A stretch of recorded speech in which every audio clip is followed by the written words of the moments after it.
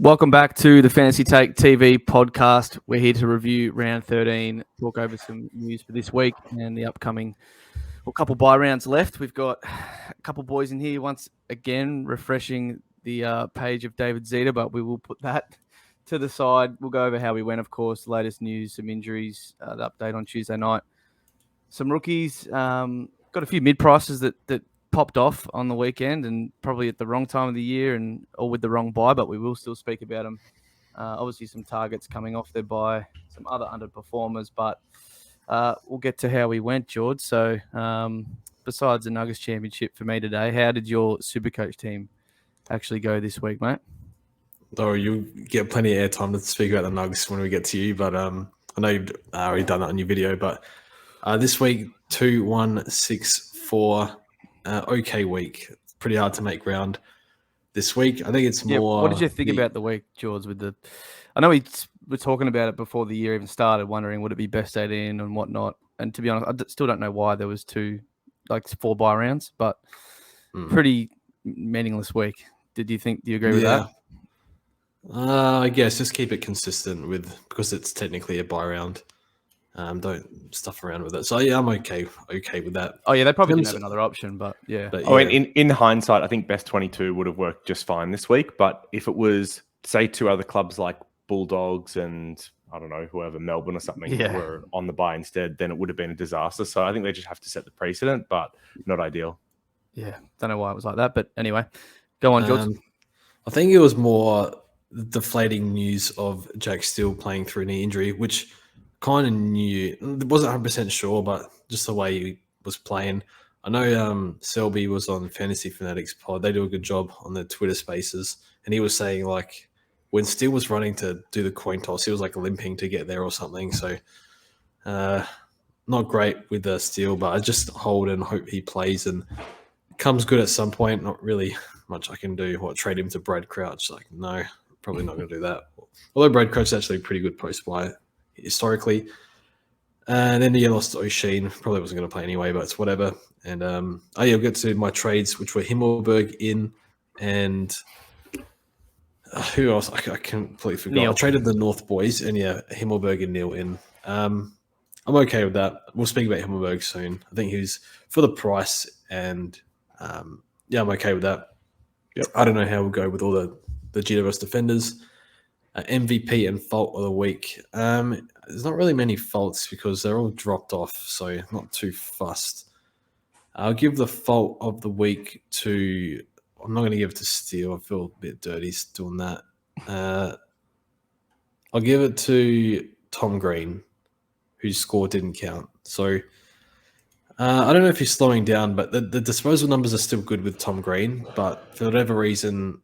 his DT has been much better than his SC. And then when he has a bad game, it's like extra bad for SC. So down the 105 average at the moment with a bad buy. Would I flip him if I had the trades? I think he should be okay, but I do remember that he slowed down last year. So that plays on my mind a little bit, but he's been a very good pick at 530k though. So much needed value that we needed. So maybe a bit harsh, but just for this week, Tom Green. But keep backing him in. I think he got attention from Shields as well, so barely. That's like big cope. Shields had like 30 touches. I think he's standing next to him at the stoppage, but I don't think it was a hard tag like what we've seen in other weeks. Okay, so that's my fault. MVP, I'm going to give to Michael Jeffrey Johnson for getting all those tackles in the wet. 96, his score counted for me, which was great. So held him through all those donuts, whatever, the suspension and the sub and whatnot. So he was very helpful, and he's going to be very, very important over the next 2 weeks. I think he'll keep playing. I think they got like a concussion, I think, somewhere. So Ace will be out for O'Meara back in, so he should hold similar role. So shout out to MJ for doing a great job. And over to you, Jackson. How'd you go? I scored a 21.19, which dropped me about 40 places to 250 or so overall. So still a decent overall rank, but kind of a disappointing week where I was hoping to probably not lose ground. But holding Oliver, can kind of understand why I went backwards a little bit, especially given I doubled down on that by kind of stuffing up my captain choice with Brayshaw as the C. So the 107, not as bad as those that went Dawson, but definitely left points on the table by not going someone like a Laird. or a Dunkley, who are both somewhat popular options this week. MVP and fault. So MVP, I think I will give it to Laird after getting off on suspension, which there was much cheering about. To see him go 156 this week was very pleasing. And then the fault, I guess it's a bit of an easy target. I'll go Goulden just with the 62. You've already ticked off Tom Green. He was the other probably underperforming premium this week. And it's a bit hard to blame Goulden, I think, is the only hard part about it. Maybe the fault of the week is actually Horse, because he made a lot of dumbfounding coaching decisions in that game. And look, I'm sure there's method to the madness. He's a great coach, but parking Goulden at small forward and not really having him up on the wing or even on the ball in a week where you're missing Parker and Mills in favor of playing Heaney and Papley through there, not a decision I would have made, but maybe that's just my Supercoach bias. So yeah, Goulden unfortunately is on the -3 this week. Although maybe it could be for Clary for getting an infected blister. What the hell, man? Eno, how did you roll this week? I mean, probably none of it matters in the backdrop of a Nugs win, but let's talk some Supercoach a little bit before you hit us with your favorite Joker stats. Nah, I won't get into that on the podcast, but just very, very happy today. So who cares about Supercoach? But did all right. As I said, it's a pretty meaningless week. Like 21.67, captaincy choice sort of really just dictated the whole week. Like unless you somehow copped like Tom Green 77 in your 18, but I think most people just had like a few 90s as their worst score. Like MJ really helped. I think a lot of people still have him, so he was able to kick off like a Tom Green or something at the lower scale. So yeah, pretty much captain would have shot you up a few ranks if you hit that. Otherwise, just probably held or barely dropped. So yeah, I went Weddle out, Atkins out, and Shees. So I did 3 trades because I had a bit of cash still banked. So went to Sarong and Neil, so I got 2 premiums in there, and then Marich was the only way I could really make it work. It was a 102k Rook, so I got him. Expect him to hold. I would say post buy. How long? I'm Definitely not sure, say so. I would say for sure. Like, he actually looked okay. Kicked a couple of goals in an absolute belting. So yeah, got into the top 1k, which I believe is the first time this year I've been sitting just outside a couple of rounds here and there. So I'm in it now, and hopefully don't look back. MVP, as you said, it's a bit tough. Laird did well, Dunks did well, but very, very highly owned. I would say Sinclair. Sinclair or Will Day. I'm tossing it up. Will Day finally tunning in my team after a long stint, or Sinclair going 120, but he sort of does it every second week. So we'll give it to Will Day. Got a ton. Still has the role. Going to hold him for the rest of the year from here, so hopefully can continue doing decently. And then fault, honestly, boys, I'm surprised only you said it, but Timmy English, really, like that first quarter anyway. And look, I know it didn't really matter too much in this round, but there's a lot of Briggs tours on field, and he beat him by 15 points. So we're sort of losing out here he went 160 last week, so I won't rag on him too much. But yeah, we'd like him to do a bit better than Briggs for the next couple of weeks or next week at least, as people field him. So yeah, I'll give it to Timmy after a pretty good year, really. So we'll give it to him. Yeah, I will say I do have a second fault of the week, and I might give it to the Discord because I'm getting absolutely rinsed in chat at the moment on Sicily tribunal talk. For some reason, they think that I am super anti-Sicily, and I am the figurehead of the anti-Sicily movement. They are looking to put my head on a stake, Game of Thrones season 1 style. Like they're coming for me, man. Even if he gets weeks, it's my fault. If he doesn't get weeks, there's going to be like lined up with pickets, and oh man, I might just log off for the rest of the week. Come back on Friday. We just sat through a suspension, and now we have to deal with this again. This is rubbish. It's in good the buy rounds. I want him to get off. I need him for my fantasy side. I don't believe that. I'm 29th overall, and he's a pod. I need him for that. And in Supercoach, I did the math. I can get him after his buy. It's fine. I'm happy for him to get off. I think he gets weeks. That's all I'm saying. I think it was a dangerous tackle by what they've said this year. Sounds like he gets weeks, not think he gets weeks. I called up Christo earlier actually and just told him, look, need this for my Supercoach side real bad, Christo. Just give him a few weeks. And same text I got Merritt off. So it was pretty good week for me actually. What do you think about JD farming interactions on Twitter, George, with video clips and? It doesn't really affect what's actually going to like the Oh outcome no, I don't of what believe that at happens. all. No. It just gets people riled up. Like for someone like we've been saying before this whole tribunal stuff. When AFL 360's on and they put on the tribunal, I don't I'm watch like, this stuff anymore, man. TV I off don't. straight away, man. And now it's integrated more into Supercoach now, where it's like you're just trying to play the game. And now we're like Tuesday nights are like, is my player going to get off so I can field 18 plays? It's come to that, but so I mean, some people take a lot of interest in it. It gets high interactions. People take a lot of interest in it, but I just want him to get off and move on. So it just takes away from the footy might as be well. a few tears. Like all on the show, less footy's being talked about, more of this stuff. For those that wonder how these clips get posted, genuinely what happens is we'll be watching live game day and chat, we'll be chatting, and someone will go, "What happened to Sicily? Is he getting weeks?" And it just keeps getting asked and asked again. So I go and clip it and share it so people can look at it and make a decision for themselves, right? Like that's all it is. There's nothing malicious in it. When I posted the merit one, which by the way, I didn't see all the people saying you only post players aren't your team. I didn't see them lining up to apologize, by the way. Like captain of my football club.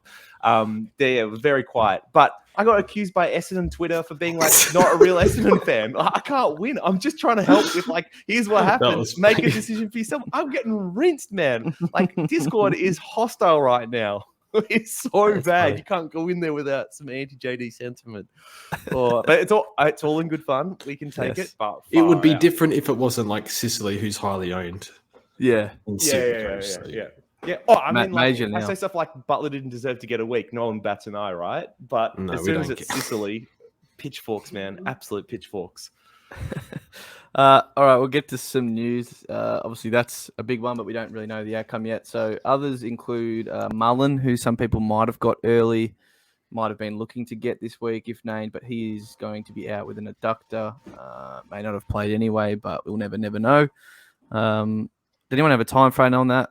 Do we know of, or just the adductor for Ocean? A couple weeks, I would say. Yeah, well, I mean, Geelong's fabulous injury report list is short term, but yeah, I mean, they said other players would get up and play through it. They're just taking a conservative approach. I'd say it's probably 1 or 2 weeks, but didn't really expect him to get games this week anyway with the return. So I expect he'll go back and do a solid block of VFL anyway. And then Jack Steele, George. Came to light maybe an hour ago that he's getting Skinners. Yeah. What's the story there? I watched the clip and he's like, oh yeah, like pretty much he said was in no danger of missing games, but that was before his doctor's appointment or physio's appointment or whatever. So, but yeah, then he said, yeah, I'm going to the physio, whatever it is, physician to see where to go from here. So sounds like it's the knee that when Rory Sloane kicked his knee in or whatever, kicked his leg and his leg kind of went at a weird sort of extended angle. So I think you just back him in and hope it comes good at some point. A bit like, I don't know, it could be like knee injuries are a bit harder because like they're always using their knee when they're playing. They're running, I don't know, 14 Ks a game. Like I think I had Finn Callaghan who played through a sore shoulder for a while early in the year, then came good. So you just kind of hope they come good at some stage. Even like Zewell, he looked like he was playing hurt. He looked back completely fine on the weekend. So I guess you back him in. It's a very nervous own. It's obviously one you don't touch now, no way. But if you have him, it's very hard to get out of. So unless you've got heaps of trades. So hopefully he's all good. I know he had a patella rupture or something in 2019, 2020. Yep. No, 2019. So hopefully it's because he always used to wear a strap around his knee. So I hope it's not the same knee. And, I don't want him. He's still 27. So hopefully he gets see a little bit of, close to his prime at least in the next few years. But I don't know, fingers crossed and not much you can do. Yep. Others just quickly scrolling through. Blakey actually passed his concussion, if anyone was wondering there. So in relation to Jake Lloyd, because, he was freed up in the fourth once he went off. He still has to pass a test for his toe now was the real reason. So he will, we'll find out. So that was something later in the week. He was already managing that into the game. So it's kind of been a lingering issue, and they suspect that he'll be fine and get up But it is interesting to see it actually on the injury list because it hasn't been in previous weeks, I don't believe. Yep. Nothing else too major by the looks. North have a lot of tests for a few midfielders. LDU's due to come back. Joe Simpkin, Hugh Greenwood, but although he might find it hard to get back in because they've got a lot of young kids going well, but will be interesting to see what they do there. They've got quite a few that have gone through there. Taron Thomas we'll talk about in a sec. Obviously Wardlaw, Sheasel, Will Phillips, but Clary JD is pretty much all but certain to come back post-bio, which is nice. Would have well rested now, and Hammy was already sort of past that, but obviously definitely will be, you'd assume now. I think he was doing sprints after the game, wasn't he? So he was, yep. Should be all good. I must laugh that I didn't own him all through the start of the year. Trade him in. His first tissue injury in his entire career, and I'm then the only one left holding the bag because he gets an infected blister. The game is cruel sometimes. You got an MJ 96 from him. You lost nothing. You lost like 30 points maybe. I mean, he would have helped lift Petrarca up though, and Petrarca's 95, not cutting it this week. So look, not happy with the 150 average so far. Yeah, look, high standards over at my squad. I mean, players like Steele don't really get a run around my best 18. Low hanging fruit. Sam Taylor's back. Well, supposedly is a test this week, so it'll be interesting to see. Again, we'll talk about that with Himmelberg in a sec. So I don't see anything else too important unless anyone else. Darcy Parish a week away. If anyone's desperate looking for a cheaper mid in a couple of weeks, but that'll be up to you. I think Perkins had like 80% CBA. Yeah, Hobbs playing well, so they've got a few there, but obviously Parish will come back in regardless. Nothing else. Don't see too much. Hugo, obviously McCluggage out for one more week, so or 1 week, sorry, with the concussion. But we'll move on. We'll obviously go to Sicily news when we have it, but we don't just yet. So a few mid prices, boys. As I was saying, I think most of these, well, the ones we have listed there are quite a few others, but that North Giants game seemed to me like that whole game was full of them that were all going well, but obviously there's a couple others down below. But I guess we'll start with who's first there in Ben Keys. George, you went away from it. I thought you were going him. Then he had a decent game. Look, it was West Coast. He held most of the role. What was his CBAs in the end? I think about 50, wasn't it? I think Sloane played more wing, then got on ball time in the fourth quarter, which was very strange. He started half forward, pushed up a little bit, was involved in one of the first possessions up the ground. For 370k, I think it was an all right play because he would have been the 23rd player I would have had, which I've been banging on about the past few days. Or in the final team. So I think it was an okay play. I think going forward, I didn't quite have a clear understanding of what the role was, which is why I went away. And who knows, he might take Dacos and score 50 next week on round 15. So who knows? So I think you're definitely happy with the points you got this week and at this price. I would guess that he's a 40 to 50% CBA guy for the rest of the year. It might drop a lot every now and then. I'm not sure. It might go up a little bit. It just depends on, put yourself in the coach's shoes. We need to play Rochelle, Saligo, and Pedler's been building up his fitness for a while, I guess. He drafted as a midfielder, but playing forward. So I suspect that their mid-time will slowly go up a little bit. It's just they're all pretty young and, they're all second or third year player. A few of them missed heaps of football in Rochelle and Pedler, so through injury. So how much mid-time can they actually handle? But I probably cross that bridge comes if you want to bring him in next week. I imagine most people will steer clear of that. But for the price, I think it was a fine play. So I kind of wish I did it, especially because it would be a loop anyway. But I think you're happy and you just see how he goes. But you mean as Himmelberg? Yeah, I wish I had both. I posted it in general chat in Discord, and people are like, "You're crazy! Don't do that. Take on too much risk." And look, it's still a long season to go. You can't claim victory on these picks after 1 week. So they're cheap and they help you enable finishing the team or having the coverage. So I think tick for Keys, and it sounds like they'll use him a bit more in the mids. I think going forward because Sloane's mid time went down, but I guess you're happy if you got him. yeah, you got to look at him. He's 418k now. JD has a 22 break even. So obviously has the buy this week, and you can look at him next week. Do you have any other thoughts on Keys or? I mean, if you could promise me that he was going to be one of their starting three mids for the rest of the year, I think he'd be a top six forward from here on out. I just don't think that's what we'll get. I think the role is going to change week to week, and I'm pretty sure they'll send him to Dacos in that Collingwood game. So it's almost first game after the bye. I don't see him in the midfield anymore unless Dacos then moves to the midfield, which has been their way to break the tag, and he follows. I love watching Keys. I love him as a player. I don't think he's a great Supercoach pick at this time of the year. Yeah. He works hard. His ball use obviously isn't his strength, but he's always been one of the fittest. I think at Brisbane he was too, up there, even though wasn't getting a hell of a lot of games. But thing is, he's going to be there, and then the next guy, Himmelberg, is also going to be around similar price as well next week. So I think he has a decently low break even, but obviously he plays this week and doesn't next. So it's kind of, I think that people will be deciding if they want one between those two. And I'll go back to you, JD, on this. I think pretty obviously it probably will be Himmelberg, knowing what we know, better role, has done it before, and we've seen it before. So he's 370 now, has a 26 break even. You assume he'll go up a bit from that, and then has the buy. Yes. There was comments from Kingsley, right? So what do you see? Yeah, so I think he'll be priced similar to what Keys is now, kind of when Himmelberg comes off his bye.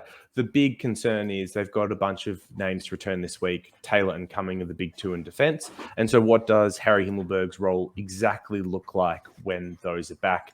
Is he still kind of playing loose, even up to the back of stoppages, which we saw a little bit from the weekend? What does his kick-in tallies look like when those players return? Cumming, in particular, has been quite heavy as a kick-in taker. I think he was the leading kick-in taker before he went down. Himmelberg, had 2 this week, 5 the week before. So those are some of the questions that run through my mind that may cap the ceiling of Himmelberg compared to what we saw at the end of last year, especially with Whitfield and Ash being down there as distributors as well. But I do like that he has done this before, so we've at least got some scoring history. The coach has said that they're planning on settling him there in the back line for the year.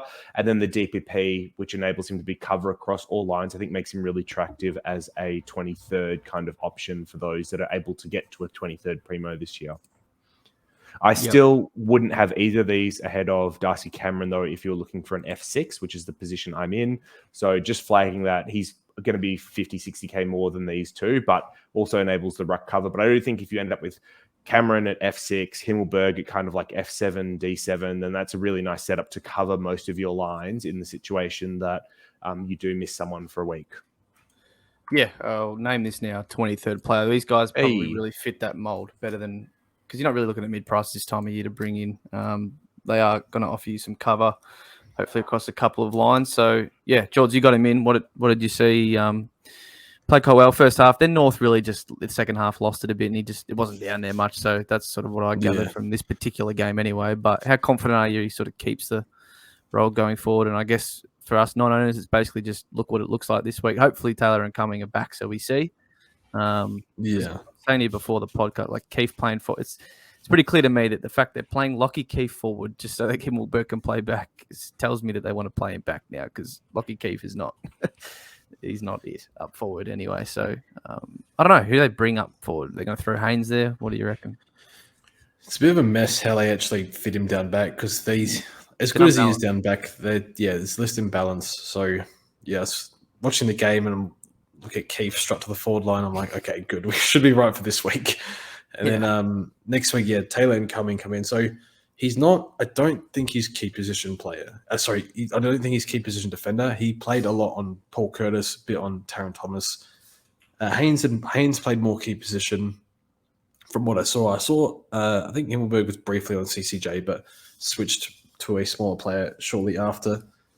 I guess I've been said it a number of times. Like even the kick-in split last year was just Himmelberg and Cumming. Now Whitfield's taking kick-ins. Lockie Ash wasn't taking kick-ins last year, but his role was, I think, tagging role, midfield, whatever. Now he's dead back. He's taking kick-ins too. Iden even took a kick-in. So he's not going to get that 40% kick-in split or whatever he had last year towards the back end. And Cumming had the monopoly basically.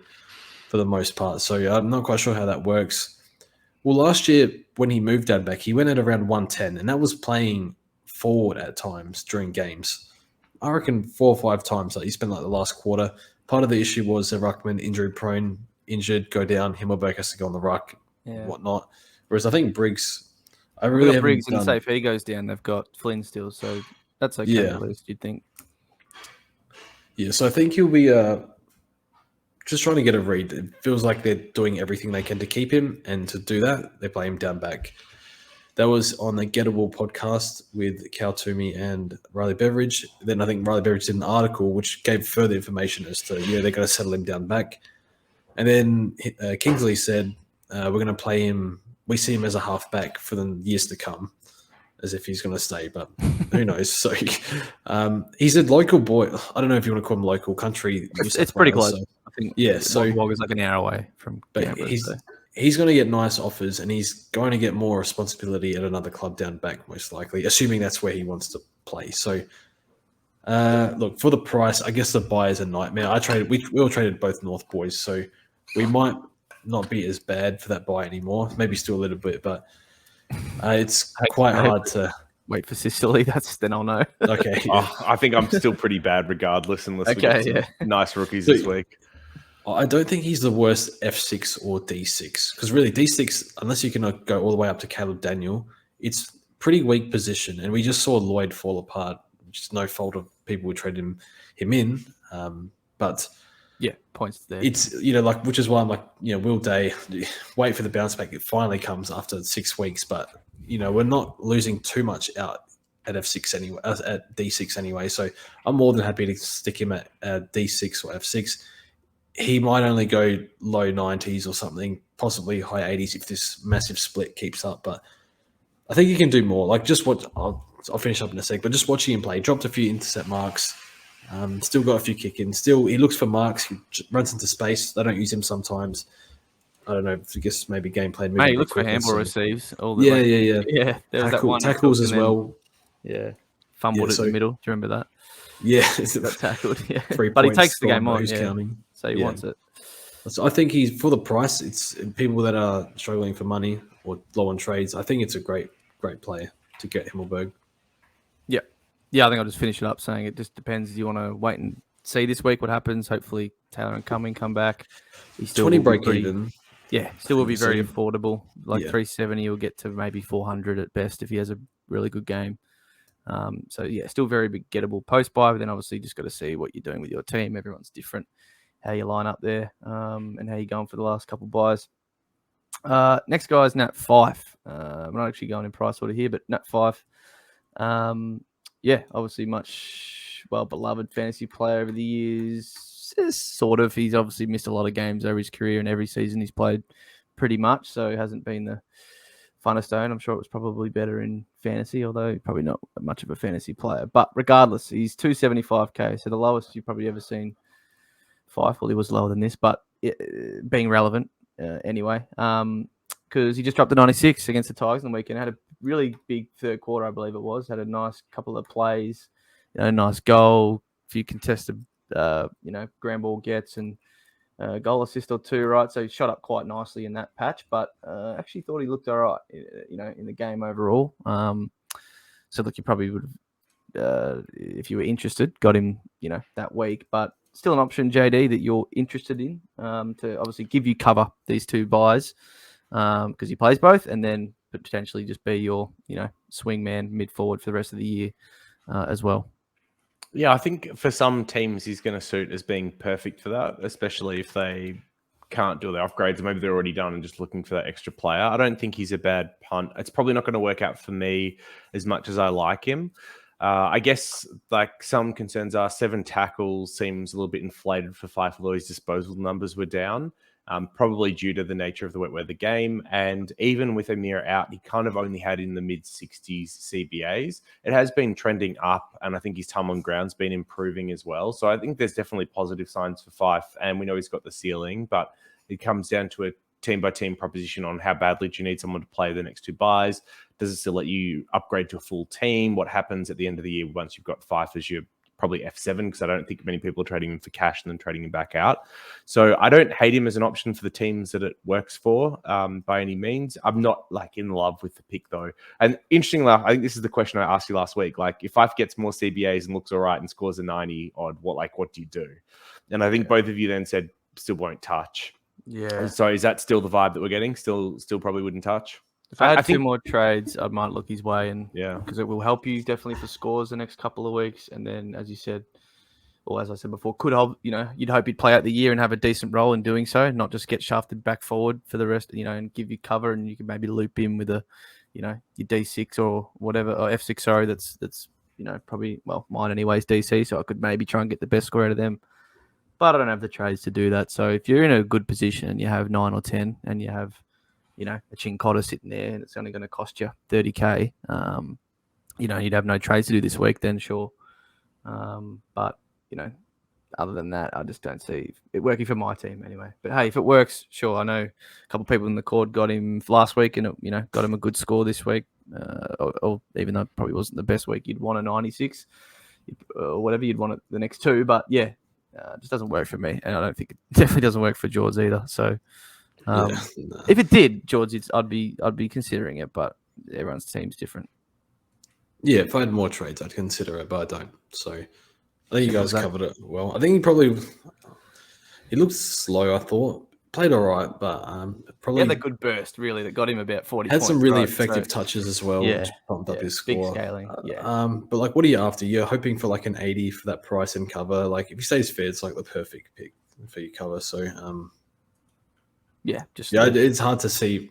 Like, I just can't afford to unload trades, but he's very cheap, so it's like not like the biggest risk out there. So, if you want to go for it, like, I'm not against it.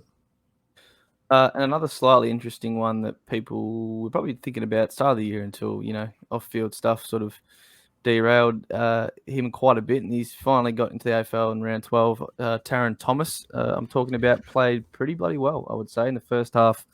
Kicked a couple of really nice goals. Like, clearly talent's there. You can see it. It's just, him and what's going on upstairs, and whether he puts it to work on the field. But 89 and then a 112 on the weekend. He's in the negative break evens now, and that was his second game, so hasn't changed price yet. 295, but has the bad buy. Again, similar price to Fife. Does it work for your team?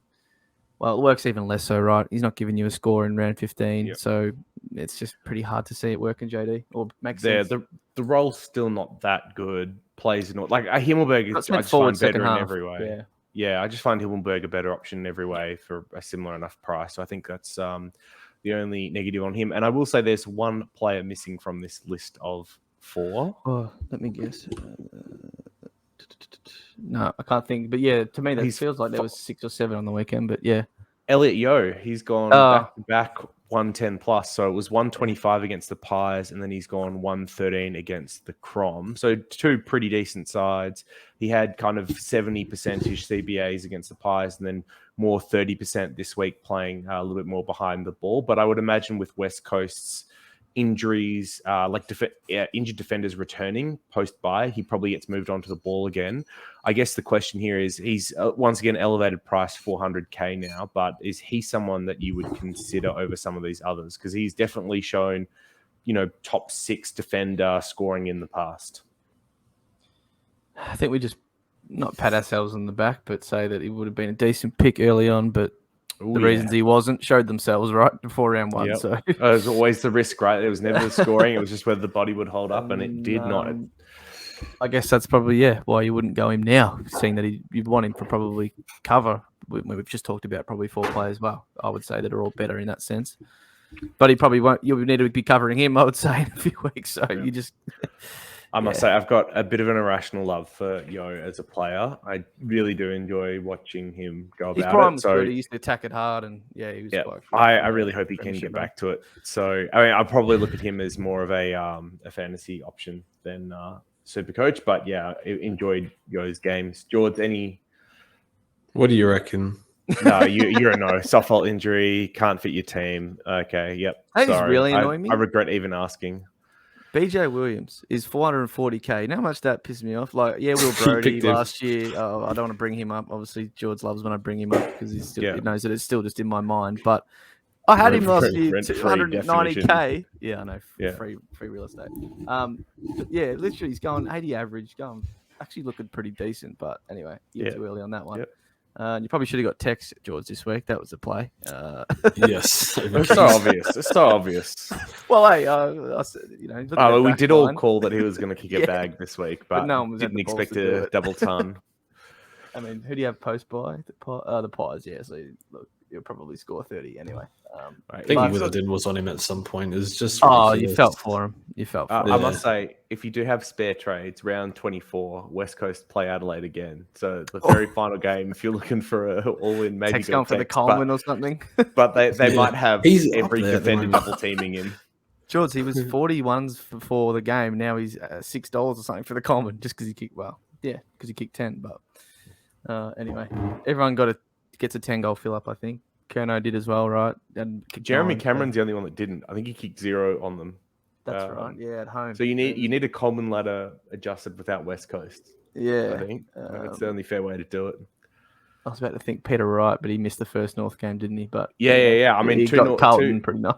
two West Coast games alone, and Peter Wright could have been into the top 5. Oh boy, if he was just back earlier, he'd be a shot. All right, we'll move on from those. So a couple of cheaper players there. I'll probably look personally towards Himmelberg post buy this week. See what happens. He could put, if it works well as a on field or as a 23rd. Like obviously, as a 23rd would be ideal. It probably depends what I do with Sicily again, George. Don't want to go back to that, but if I trade him, he's at 650. I'd get quite a bit of cash out, and then it probably would help me make Himmelberg the 23rd. But we'll have to wait and see. I'm sure JD will let me know when we get the news on that. But I think he's fine as a 22nd as well, George. Like you said, I think he'll be that for you, right? So him and Humphrey. But two of them. If he was your D6 in this role, I don't think you'd be upset. As you said, it's pretty whatever position. So, we're about 26 minutes into deliberation of the tribunal at the moment, so we should be getting close. Honestly, I don't envy David Zeta doing this every Tuesday now. Like, seriously, they must just bang your head against the wall. All right, at least the follower farm on Twitter. Hopefully, it'll be worth it for his profile. Like, it feels like everyone that plays Supercoach or fantasy footy knows Zeta now. So he's got his name out there. True. At least. He was probably a bit unknown a couple of years ago, but now he's well into the frame. He was actually one of your boys. You called him as good journo at the start of the year before any of this tribunal stuff kicked off. Before he was doing tribunal stuff, yeah. I mean, he was that Fox Footy podcast, him and Max Lawton, who's, I don't know if anyone would know him, but he's a bit of a stats nerd. Yeah. I don't mind listening to them. Tommy Morris used to be on that until we all know what happened there, but I digress. All right, some higher price premiums, some off-buy targets, we'll call them. I know a lot of us were looking towards similar ones last week, so we, I guess, don't have to talk too much about them. I mean, I own all of these, really, besides Ryan. I mean, I haven't put in we've missed out on the St Kilda one in Sinclair, but besides Ryan, I own, and Anderson, I own all of these. And if I was to trade Sicily, or if any was to, if he does get a lengthy suspension, you'd obviously want to go to one of these guys you don't have to, give you as many premium scores as you can post buy. So I don't know. What do you want to start with here, George? Or, I think if no one has Stewart, I think I would be definitely getting him off his buy this week. We can talk about the Freo boys, but I think we'll start with the Freo boys probably, George. Did you get Sarong? No, you didn't. You got Neil. So no. I know you were very upset with Sarong, weren't you, watching that game? Oh my goodness. Pass the ball, mate. Every time he almost lost them the game, I thought, just his rush kicking onto the chest of Richmond defenders. Well, they did lose the game. Tigers got up. Oh, yeah. I know, so Andy's free. Well, basically, Andy was free next to Strong that many times, and Strong just completely ignored him, hat kicked it forward, didn't lower the eyes, just bang, slam it on the boot.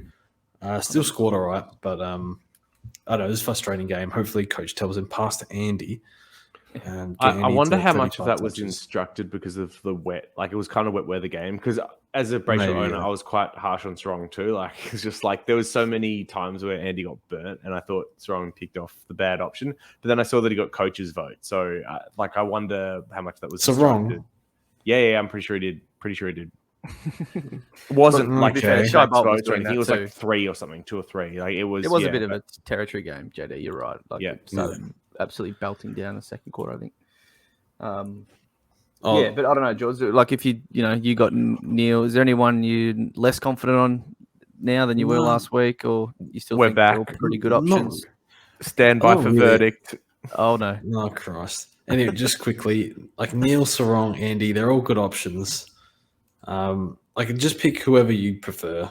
I can't concentrate now, but so you probably need Stewart down back. He's been banned for 3 matches. He'll miss against Gold Coast, Carlton, and GWS. We're doomed. So Oh my I guess, god! yeah, that sucks. So now we have to talk about Sicily replacements. Yeah, I'm holding. Yeah. I don't have a choice. we can kind of go back and like cut out everything said to this point and then restart. Oh shit. Well, a couple of them are here. Would you like Stewart? If you don't have Stewart, that's the easiest trade in probably Supercoach history. But if you do, and you need someone off by, who is it? Is it Luke Ryan? Is it Sinclair? Like, what do you do? 'Cause I'm sure a lot of people needed round 15 help, but you can't just. What go if you to already a got the Daniel or a, that's the thing. Who else is there off that's already had the buy that you don't own in defence? Like if you can swing it to the midfield, sure, grab whoever you don't have out of Neil, Sarong, Brayshaw. It's probably that easy. But I mean, I've got all 3. Some people might as well already.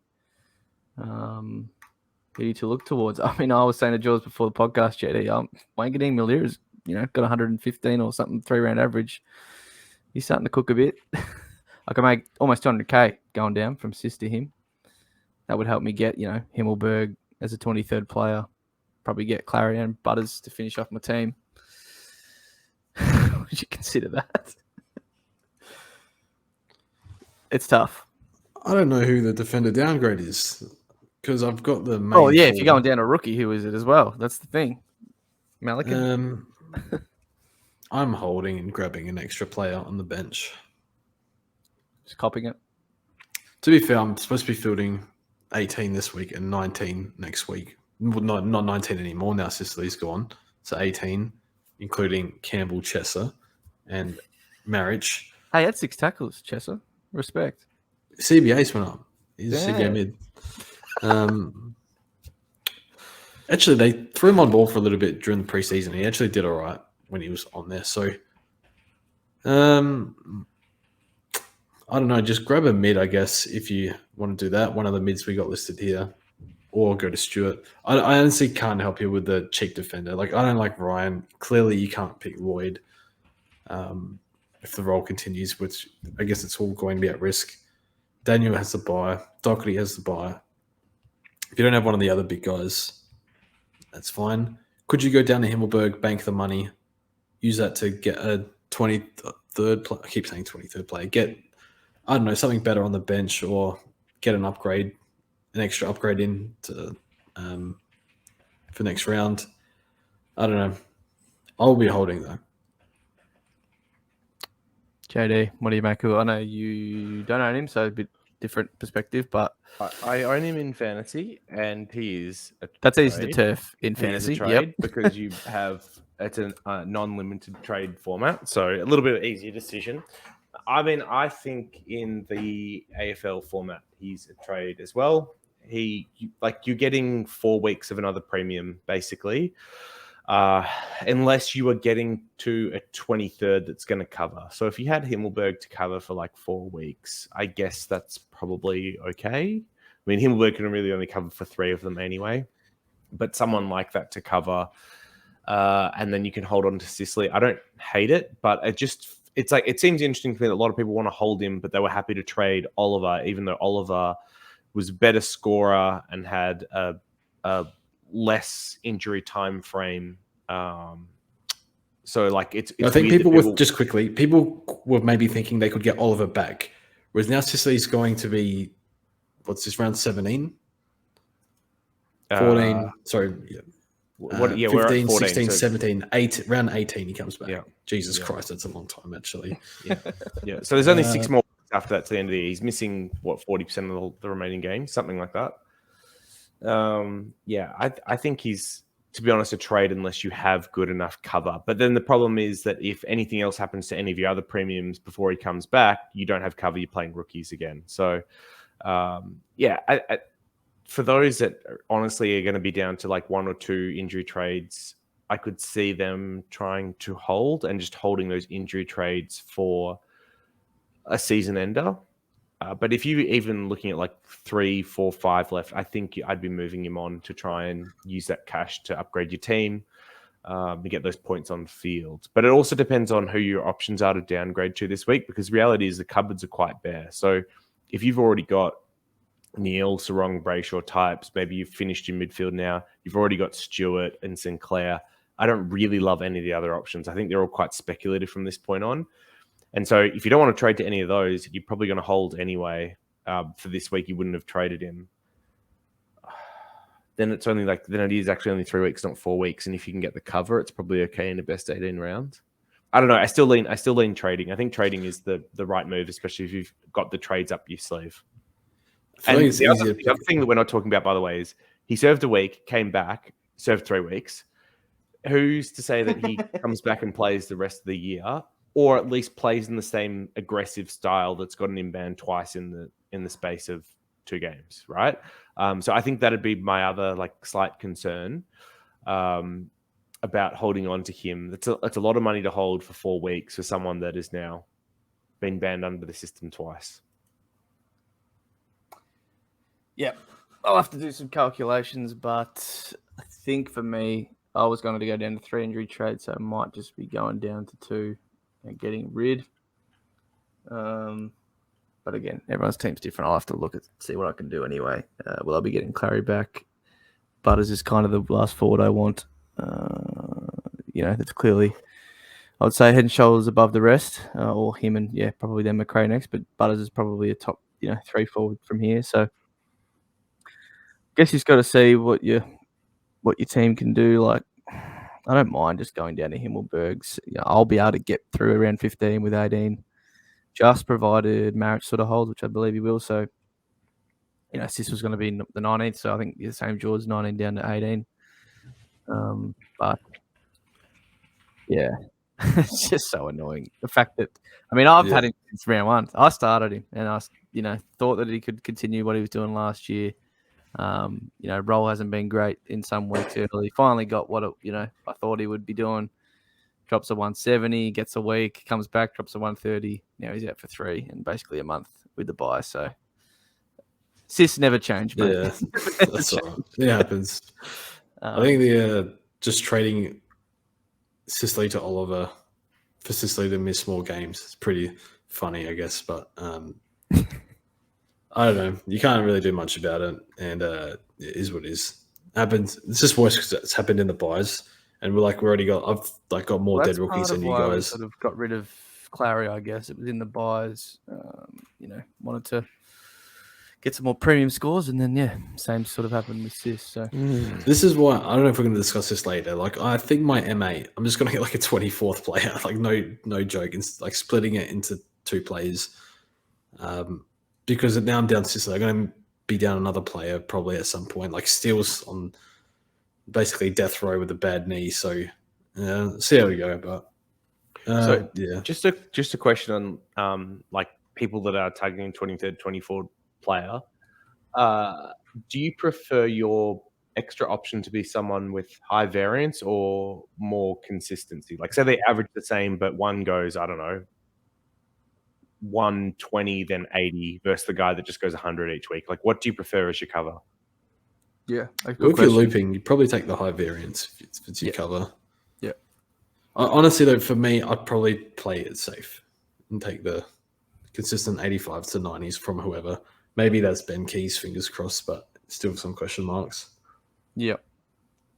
All right, we'll move past that. I'm sure we'll think about it the next couple of days, as footy's only is a couple of days away with the Thursday games back. But a couple of underperformers we'll talk about, some rookies, and I think you got some questions, Jody, at the end. So We'll speed it up here. I think most of them are abuse, but yeah, we can try and pick through those for any serious questions that are actually asked. Can I just say one thing? Credit to JD for predicting this outcome. 'Cause I know you were pretty firm on it, and we're all telling you no. But yeah, well done for predicting it. But it is painful for us. So yeah, good job on that. Do you think it'd be straight to the tribunal? Oh, I thought just a week. Like I thought it was going to be higher severe. I didn't know that was it the optics of it, or like? Fuck, I think the severe just comes from how badly he was concussed. Like Bloody he was down on the Hugh. ground for a long Bloody hell, period Hugh. of time. Come and on, he, man. They He shouldn't have he let. looked dead, and then he walked off around the field. Oh no! If you saw him when he first got up, he was on like he was gone. proper He was jelly legs. Like he looked like Yeah. he'd been they shouldn't have let him walk off. It was really bad. He should have been stretchered, to be honest. No, But, I was actually concerned there yeah. for a sec when he was down for so long. I'm still concerned. Like that level of KO is not good, and I think Yeah. that's the one thing that this gets overlooked a lot. Like I hope he's all right. Like that is It put like, this stuff is sickening to putting see. AFL in such a hard position. That's the Well, problem, like, and everyone's blowing up about it. But like, they're going to be in a lot of trouble in years to come if lawsuits and all that stuff. So look, we just wanted to play footy, but they've got a lot of backside saving to do with this. That's probably part, reason for it. But let's move on. Let's try and get this done in 10 or 15 minutes. We've got we've talked about these underperformers. I think all of them sort of already, besides my guy Walsh, who is in my team, and the other Carlton boy. But yeah, Lloyd's pretty simple. If he plays halfback, you're probably happy with him. Should do 95 to 100. If he's playing wing again, then you probably look to get out. But I don't envisage it happening for the rest of the year. I think if he's wing again this week with Blakey in the side, you hit the eject button so fast, or push him to D7 and hopes that something changes. And if Blakey's out, then you're skipping home free. Yeah, I think you go to Himmelberg in round 16 because you need Lloyd's scores for the buys, most likely. Yep. Yeah, pretty simple there. Right. Yeah, I mean, still, most teams will still be able to field a 50 in round 15. So yeah, probably hold Lloyd. Still, look, if you got trades, sure, but he's pretty lowly priced now, George. So you sort of just ride it. He's getting up each week. Hoping he gets up again this week. Fingers on crossed. Your knees at night. And nothing else to say on Steele. Pretty simple. And then Walshy, look, to be honest, if he just snuck over forward status, I wouldn't be really any pissed off at all. So the fact that he's in my midfield, alongside Tom Green as well, who's been pretty average, it just makes it all that worse. I'd be getting 2 mids to finish my team instead of another forward and a mid. So I'd get, probably get both Melbourne boys or get Merritt and Oliver instead. Yeah, I've got to sit him in the midfield. So look, I wouldn't be surprised if, he's gone down CBA. It's just the 2 rounds after the DPP edition. So, he could get it in round 18, but it's probably too late to matter then. I will say he does look like one that would benefit from the bye. Just given that he didn't have a preseason, started the year late, I think that'd be good. And if Vossi were to go for whatever reason, that might help his scoring as well. So yeah. Unfortunate hold, I think, on Walsh. I think he's averaging 30 on the year, 30 plus. Like he needs to clean up the disposal for sure. Yeah, it probably doesn't help that score assists are getting kicked out in the full by the Twin Towers. So that's what I was saying. Like, just no high impact touches because just how bad Carlton are going. It's just a lot of uncontested for one. His disposal hasn't been great. It wasn't too bad on that game. Gave away a few free kicks. Look, there's worse reasons Carlton are performing poorly, but just as a whole, I think it just reflects the whole team, his form. And Cripps is, as I look here on FanFooty, has the crab icon. And I'm just, again, wondering where that was last year. But no, that's... Anyway, he's probably struggling with an injury. I would trade. He looks horrible. I know you got to probably hope for the but turnaround. But yeah. This is, if you remember, he's done this multiple times over the last few years. So, Yep. Cool. We'll quickly scoot over some rookies again. Marich I spoke about. I expect him to play of the year, but you might, doesn't play this week. Probably wait till next. Buller, the Sydney rookie, right, kicked a few goals in there too. So, I think their forward line's a little bit dysfunctional at the moment. Does he play? I don't know. I think Buddy just plays out the year because it's Buddy. And then, you might see this kid either real late in the year or next year. Arnold, another one, actually quite played quite well. Sydney's a weird one. We'll see what happens if their year kind of gets mailed in 6 weeks. These kids might play, but until then, I don't think Horse will go for it yet and quite give up yet. So, yeah, we'll see what happens. I mean, I don't even necessarily know it's giving up because they it's just not suck. like Yeah, it's not like the defender options I've had have knocked the lights out. Like Francis, as much as I was hopeful for him as an intercept defender, I don't think he's looked particularly good. He didn't. Yeah, like Gould, I don't think's been great. Like if it wasn't for West Coast Eagles, I think Swans probably have the worst defense in the league at the moment. So I really don't think it's unrealistic. And then Amadi came back on the weekend, but he didn't look particularly good. I mean, he was coming off the sub and building into it, and it's hard for any of the Swans forwards to look good in that game.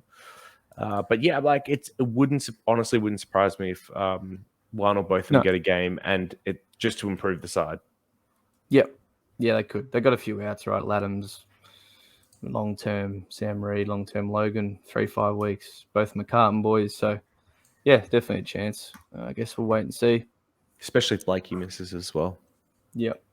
Mullen, we said, is injured and probably wasn't getting a game. Fahy actually played quite well early. Yep. I think he was on good score. His first quarter was really good. Kicked a goal. And then came back all right. So he's there again. Doesn't help him around 15s. It's a bit hard. He's someone that may struggle to hold his spot this week, like along with Angwin, and I think Rouston was the sub, wasn't he? But they've got, in addition to Taylor and Cumming, they've got Kelly. Even Jelly, when's he back? Yeah, this week he's a test as well. Okay, and so Ware, I think, as well, but he probably plays twos. Tough. Sin got subbed off, I believe. He came into the side, got subbed off. So I think he'll always be around that fringe. Isn't really an option anyway. The talk today was that he was training in the A's still. So we'll see. We'll see what happens. And then there's a couple of higher priced options that, didn't do too bad. Like Sheldrick, if given the role, would be a definite option. But Parker will be back. He'll probably lose some mid-time, even if he was to stay in the team and not score as well, out of position, I would imagine. So, he's there. He went all right. He could help you the next couple of weeks, but I just don't think he'll keep that role that he had. I think his whole score was basically in 3 quarters, so he did pretty well in it. But, hard to see him keeping it. And then Windhager, George, I think he got sent back to VFL, needed to work on some things. There was a clip going around, and I hope one of those things wasn't his kicking. Well, it still looks like it is because he was butchering it a lot. He found it pretty easily early. But was missing a lot of targets. So I don't know. Just to see if he stays in the team or not going forward. How long? I don't know how long Hunter Clark's out for, but he might be out when Hunter Clark comes back in. Yeah, he's 175, Windy. It's not too bad. Yeah. If you could guarantee he plays out the year, I'd probably pick it, but wouldn't be the worst cover player. But I don't know if he does. Yeah.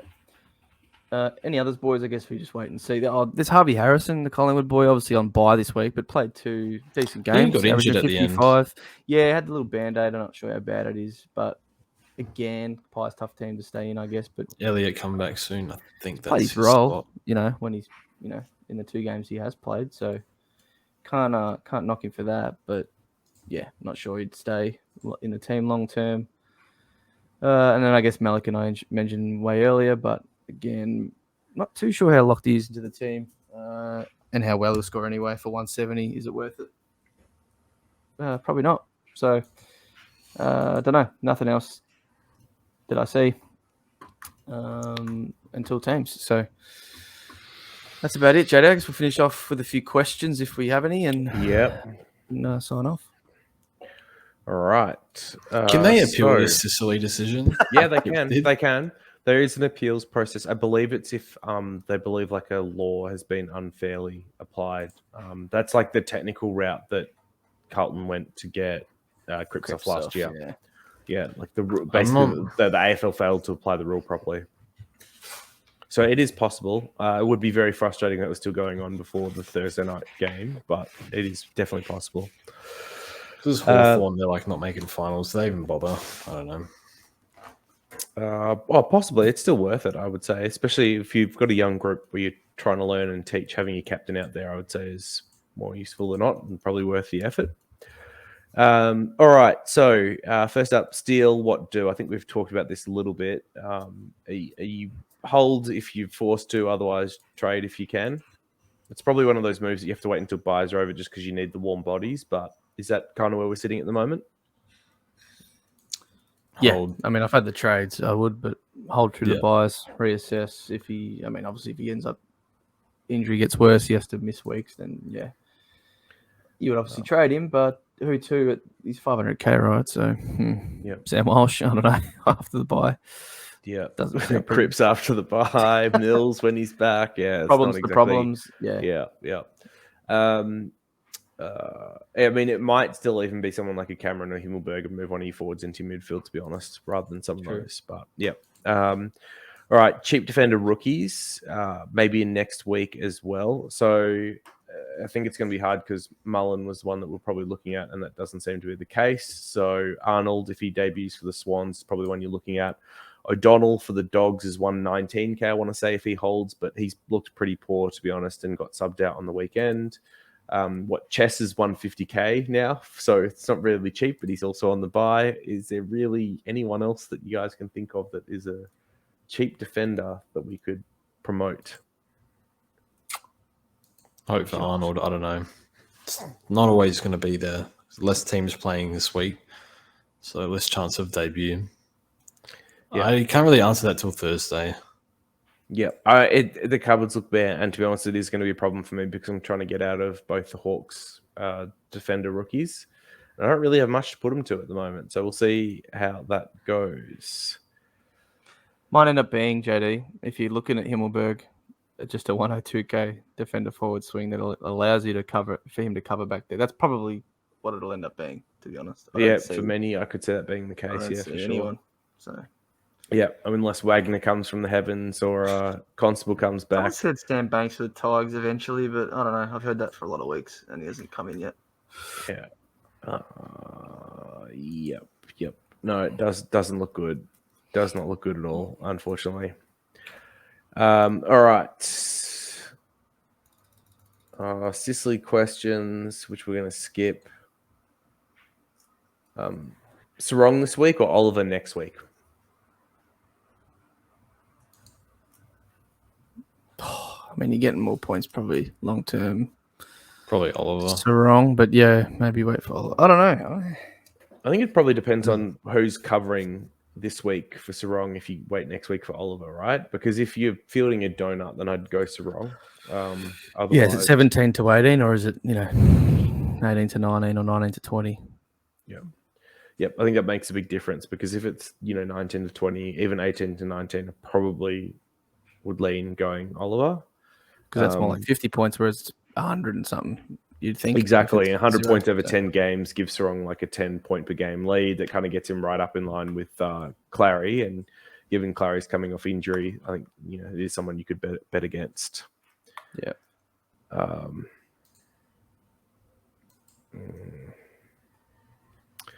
Thoughts on these primos, and I think the word primos being bandied around a little bit lightly, but Lloyd, Young, Anderson, Rowell, Himmelberg, and Decam. I think Lloyd, Anderson, Himmelberg, and Decam we've kind of covered off already. So let's chuck to the other two then, which is Young and Rowell. Enno, do you want to take one? George, you can split the difference. Well, I was looking at the defenders, right, and Young's included in that. That's had the bye, and I just think he's, until Luke Ryan gets the hell out of there or pisses off, which I don't think is going to be anytime soon. It's just he's going to cap Hayden a little bit. Obviously the kick-ins would really, really help if he was getting more of those. Look, I would love for him to be more of an option, but I just don't see it. I can think he can do 95-ish, and to be fair, he's actually split them more recently quite better. I think someone might have noted that actually. So the last, before his bye, it was 6 and 6 in the one game, so half each, and then just the game gone, he actually had one more, although he didn't play on for a minute. So maybe that's turning the corner a bit, but I don't think his scores have been too hot anyway in those two games with more kick-ins. What was it? They've been more direct, and an 87. Yeah, so they've been more direct and used him more in the last kind of month. They've gone away from that Ryan game plan, but even then, his last 5 is still only a 94 average. So which I feel like it feels like a bit of a riskier play, to be honest, on the Young front. He's sub 500k though, which I can see why it appeals. And then George, any thoughts on Real? Not much help here. I just look at the numbers and they're just up and down. It's 15 touches, 29, 18, 29, 18, 26, 18, 17, and a few in the 20s. It's just a bit inconsistent. Still got that massive stoppage game, contested clearances, good for Supercoach. Tackles. Yeah. I think he's all right, but I don't trust him enough. Like, he'll get there eventually. Still pretty young. 100k as well. 4th year. Yeah. Cost you a bit. I think it's all right pick. Probably look to your Neils and your Sarong. I'll still have Sarong and Brayshaw and Neil ahead of him. I think we're all probably just a bit more consistent. Yeah. That's that's pretty much it. I think if you're looking for a point of difference on the run home to some of the others, and maybe that's where Rao comes into consideration, or maybe you already have the other 3 that we're talking about. Last 5 of 119, but I think he's also one that will be affected probably more heavily by Miller coming back into the side. Someone I'd probably like. I don't really have him in my top 10 from here if I had to put one out. So probably not someone I'd be looking at for 600k. Yep. Okay. Is it bad to have 0 injury trades? I think this must be tongue in cheek because yes, it is. You're not going to get through 10 more weeks without getting an injury. Just statistically, so unlikely. Sarong or Sinclair? Have you got a preference this week? A little bit of a tricky question because they're different price points on different lines. But if you were picking between the 2, I'll probably save money on Sinclair.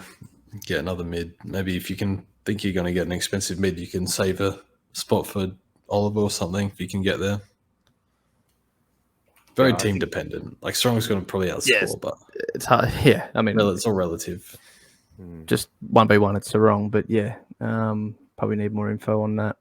Yeah, it probably does come down to who the other side of that is, right? Because if it's like Dawson, probably last 2 players, wrong, versus Sinclair and Oliver, that's I think a more interesting question to jump into. Actually. But I think you probably need to see the other side because they're both Sarong and Sinclair are both good options depending on what you're going to do with the rest of the money that you save. Yeah. But if it's your last pick, then just Sarong should out average Sinclair.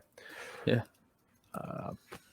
So who do we pick outside the big defenders that everyone has? And maybe we should just quickly run through like roughly what we think the top 6, 7, 8 defenders are from here. We know who the top 5 or 6 are. We know the top 6. So plus 7 if you want to include Doherty. So I mean, Dacos, yes.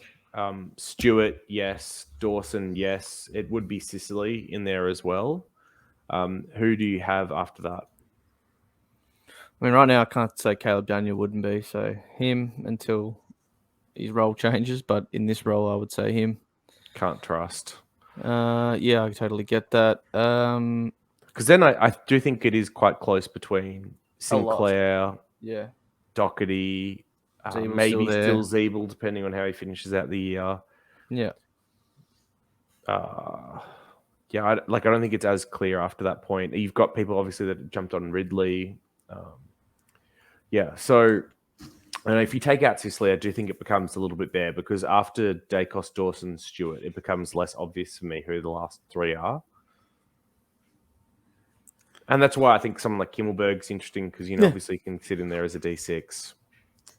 I'd go Himmelberg, but just looking at the list, Hayden Young should be able to do 90 to 95. I'm thinking about it more. We've just spoken about him, but we'll see. Do you prefer Himmelberg to Doherty?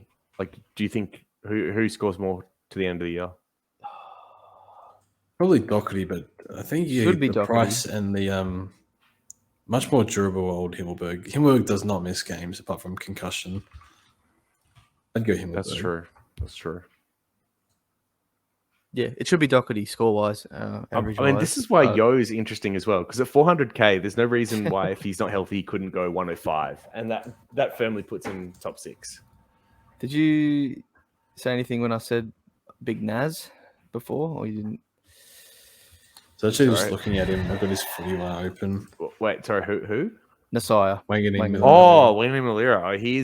There is a question about him later.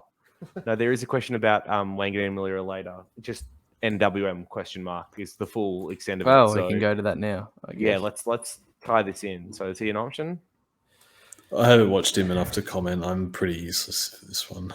3-round average of 110, but his season average is only 80 to this point. Obviously, it was a disappointing start for those that went him as a kind of pod mid-price option in the mid, within him getting DPP. He is taking the majority of the kick-ins this year over Sinclair, which is interesting, and they have been looking to use him as a distributor over the last few weeks. But I would say like they've had a few odd games in terms of like opposition they've played out that's probably led to a lot more halfback play than usual over the last three, with GWS Hawks and Swans being those three.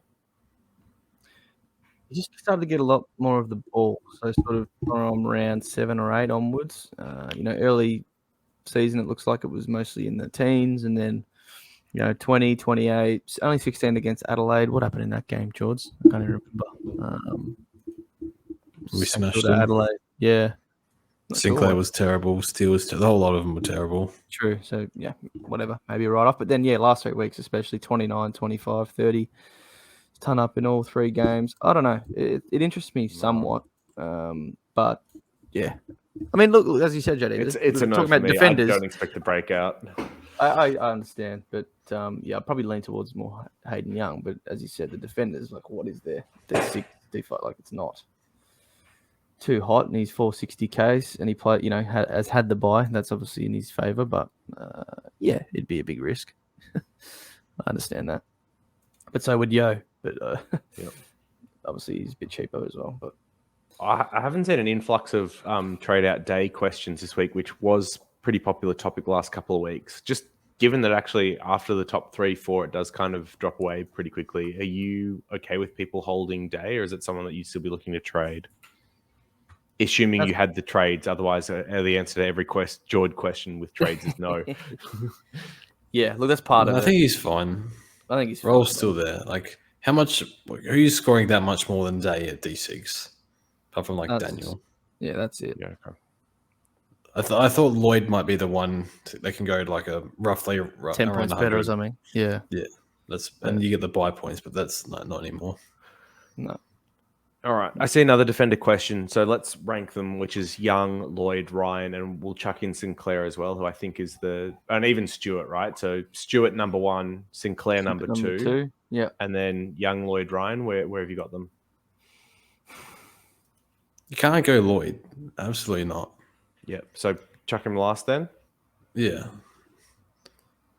You can't go this week anyway. It's basically Young versus Ryan. Ryan. And Young's got the better 3 and 5 round averages than Ryan. So I'd probably have Young over Ryan, to be perfectly honest. Slightly cheaper still as well. Yeah, I think I would I too. really haven't watched enough. I think Ryan's been a little bit key position lately. I'd have to double check that. I'd say Young. Yeah, all right. I would say too. All right, so let's go Stewart, Sinclair, Young, Ryan, Lloyd is how we'd order those 5. And a question for you: are the Nuggets dynasty material? You're familiar. So. You've lived through the Tigers. 3 years. Yeah. NBA is obviously a hell of a lot different, but everyone is tied up besides Bruce Brown. So I think it's pretty expected he'll get paid. Someone will pay him 15 to 20 mil. He'll. I mean, I would imagine he would take that, being only on I think 7 or something this year. So it's just how they replace him. It was weird, like on the weekend, on Friday night or whatever, they traded their 2028 first round pick for OKC's first and second in the next upcoming draft. Because OKC have so many picks, they've had to start actually trading them away because they're not allowed to take so many players each draft. That's how many bloody picks they've got. So I think what they'll plan to do with them is take a couple of players like Christian Brown, who came in and played a pivotal role as a rookie, and just they're all locked up. So as long as they stay healthy, I think definitely there's no reason why they can't. They'll be up around the top seed in the West, I would say, if they stay healthy for the next few years, and then just comes down to how they execute in the playoffs. And other teams are going to have to get better because they steamrolled the playoffs really this year. Only lost 4 games, so it's up to other teams what they do, and they always There's always a lot of play movement. We're keen to see. That's the NBA. A bit of drama every off season. We'll see where there's always. Will Dame go somewhere finally? I'm keen to see if he goes. I think he might go the Heat, Jade. Like, if Yeah, he they said he should wouldn't look at come him. to us if we won the Yeah, finals. like So good that thing would we be lost interesting. those. Yep, that would be interesting because he could definitely help get them over the line. So yeah, it just depends on other teams, but for sure they'll be up there and contending. So we'll see. They feel a bit like the Spurs. Just I'll say that, like, yeah, dynasty wise, they could, Well, I mean, yeah, the unsuspecting center in Duncan comparisons, you can see bit that. of a smaller market, blah blah blah. But yeah. Technical football, not exciting. Sorry, basketball, not exciting stuff. Yep. All right, F6, Himmelberg and have cover for all lines except ruck, or DC and have cover for all lines. Would have 3 injury trades left. I think I probably prefer DC. I think ruck cover is going to be handy. Yep. Yeah, just knowing Marshall, how injury trades Marshall and English have. have both had injury problems, so and like Witz has had issues this year, so I can't really see any of the options that are like bulletproof. Gorn's had struggles as well, so yeah, I think I'd rather have the extra cover, and I don't think the difference in scoring would be enough to warrant otherwise. In fact, DC might outscore him. I think similar, yeah.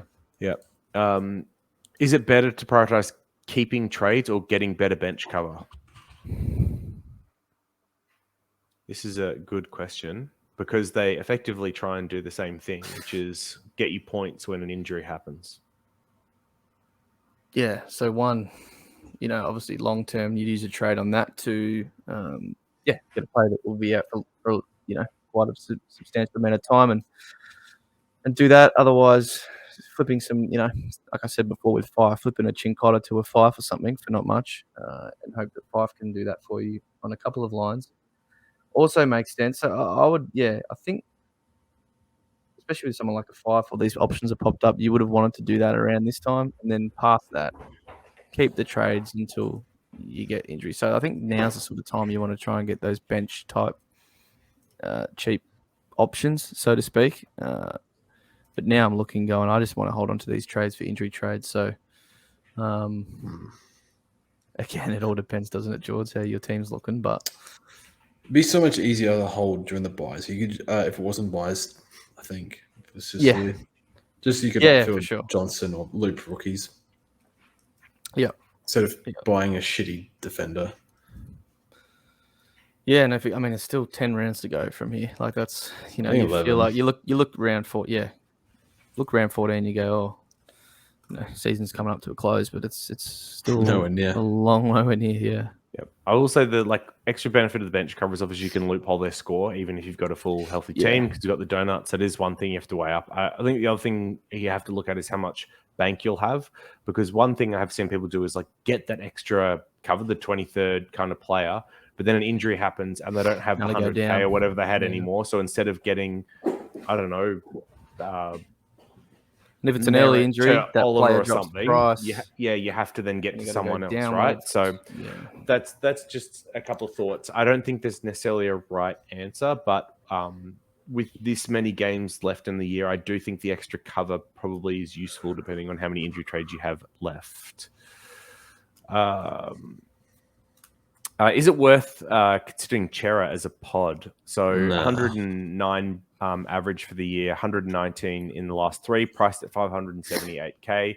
I mean, I would also lean no, has the last buy. The price tag's expensive, and I don't know if the scoring will hold once the other Blues midfielders hopefully get up and running. So Chera's probably a no for me. Sarong or Neil, or both and no Oliver? So just pick whoever you like. I'll try to answer this question 50 times in the past 2 weeks. Well, who's the other one? If it's Sarong and Neil, what's the clarity and who? Like a cheaper 550K like Anderson? So I think it's like saying you could get Sarong and Neil and no Oliver, or get one of Sarong or Neil and Oliver. Well, you obviously go for Oliver. So then it's just a question of, do you prefer Sarong or Neil? Yeah. I'm not answering this question anymore. Just pick whoever you like. I think I prefer Sarong. Yeah. I still don't think Neil passed the eye test for me on the weekend, to be perfectly honest. I didn't like what he was doing. So Yep. I'm hoping he improves.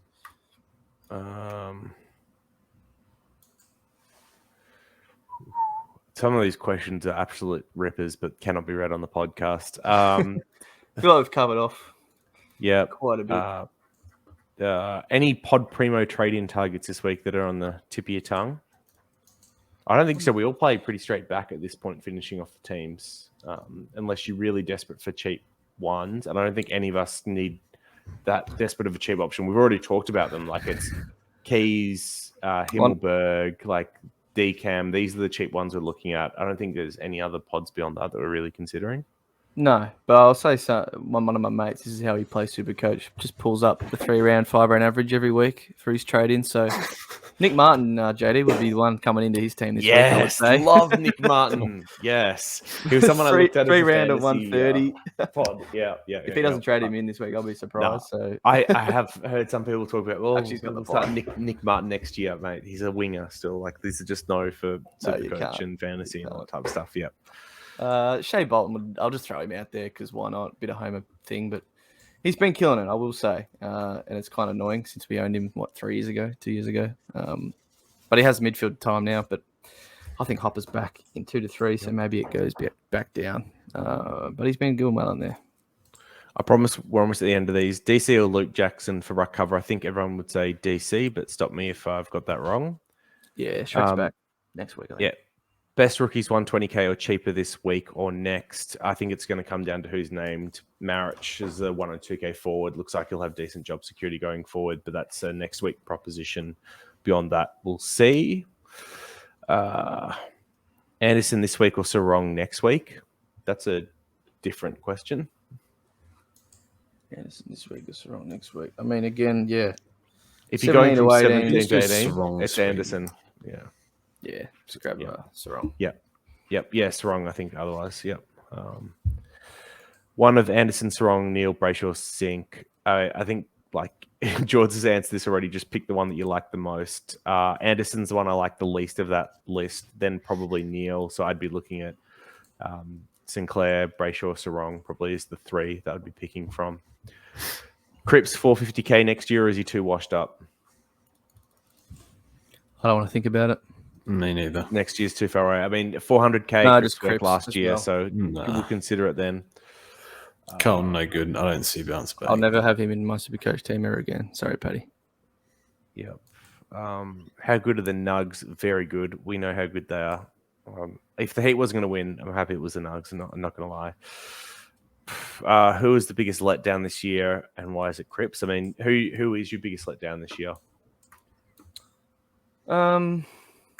That's a decent question.